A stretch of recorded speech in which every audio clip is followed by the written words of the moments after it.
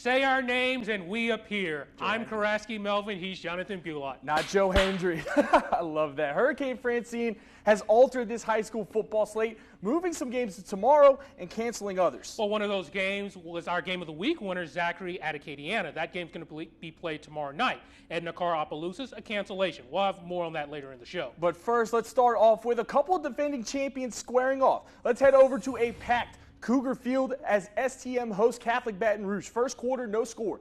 Catholic's Jacob Bradford comes in hot. He strips Cole Bergeron. The Bears recover and take over. Later in the first, still no score. Baylor Graves throws a deep shot to Alex Hufine, and it's picked off by Brian Broussard Jr. STM takes over. Closing moments of the first half, now 4th down and short. Graves hits his running back, Rylan Parker, who bobbles the ball and still holds on for the conversion. The Bears cap off the drive in the Wildcat. Jaden Miles punches it in from inside the 5. The Bears score the first points of the game with 30 seconds left in the half. Point after try is no good. Catholic BR led 6-0 at half, and they were the last team to defeat STM. They're the first team to snap STM's 25-game undefeated streak. Catholic wins 18-14. Ooh, Karen Crow, LCA, they're meeting for the first time on the football field. Can you believe it? Nope. First quarter, no score. Chance Babineau do everything, man. He's punting here. Calvin Trey Parker receiving.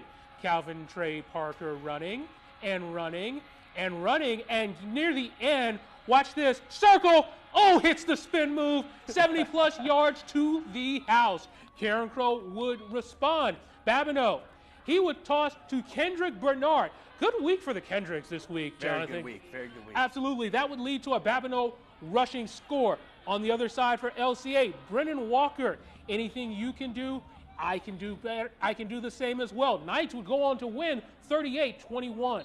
And kicking off 5A action over at Sulphur, Golden Tours hosting Northside tonight. Tours with the ball in the first on 4th and goal from the 1, but Luke Clark gets stuffed at the goal line as the Vikings force the turnover on downs. Next possession, but this time, Cody Guringer opts to take the points, and a good decision indeed. Paxton Van Meer's field goal is good, giving Sulphur a 3-0 lead. End of the first quarter here, Sulphur with the ball again and looking to find the end zone. Brody DePriest extends at the goal line. The ball is over. That's a touchdown. Sulphur leads 10-0, but Northside responds. Janathan Bonnet extends over the goal line to put the Vikings on the board, but Sulphur does not have enough in the end. They beat Northside 34-19. Sam Houston at Hurlings Catholic. We're going to go to the third quarter. Broncos down 29-7. Drew Bailey would knife his way for the touchdown. Then the Rebels would respond in the fourth quarter. Doug Vilt motors down the field into the end zone. It's a Rebels win over Big Sam, 48-21. And to East Beauregard we go. The Trojans hosting the Vikings of Opelousas Catholic tonight. East Bow with the ball here deep in their own territory. But don't fret, because Josh Harvey Jr. says, watch this. Harvey gets past the line of scrimmage, and there's nothing between him and the end zone. He gets in for the long Trojans touchdown. But Opelousas Catholic responds with a massive touchdown of their own as Roderick Tizino Jr. matches Harvey, and Opelousas Catholic outduels East Bow. The Vikings go on to win 55-8. We had a team all over Acadiana tonight for high school football week 2. Absolutely. We have News 10 Sports' Dawson D'Amico in the studio. He was in Acadia Parish for a few of those matchups. Dawson, how was it? Ski, JB, it was a good night tonight. I was a little worried that week 2 we wouldn't have football because of the storm, but luck was on our side all tonight for football fans. I went actually to Iota game where the Bulldogs, they played host to the Kinder Yellow Jackets. Both teams came ready to play with week 2.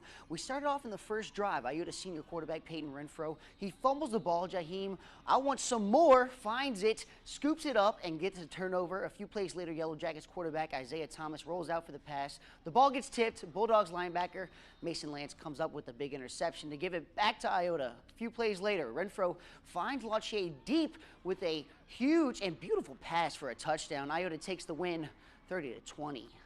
Let's go over to Church Point right now, where the Bears, they actually took on the Marksville Tigers. We start right before halftime. Bears marching down the field. Quarterback Luke Bazooka Baudouin finds Jerrison Reese for the first down. A few plays later, Baudouin looks downfield, but Eldrick Murray for the Tigers jumps the pass and snags the interception. In the second half, Tyrese coast to coast boast lives up to the name when he takes the screen pass to the house. Church Point goes on to win 22-20.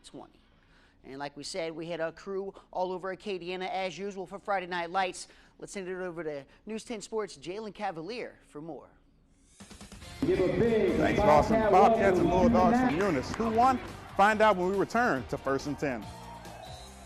But first, it's Band of the Week time. It is time for the dulcet tones of Karen Crow.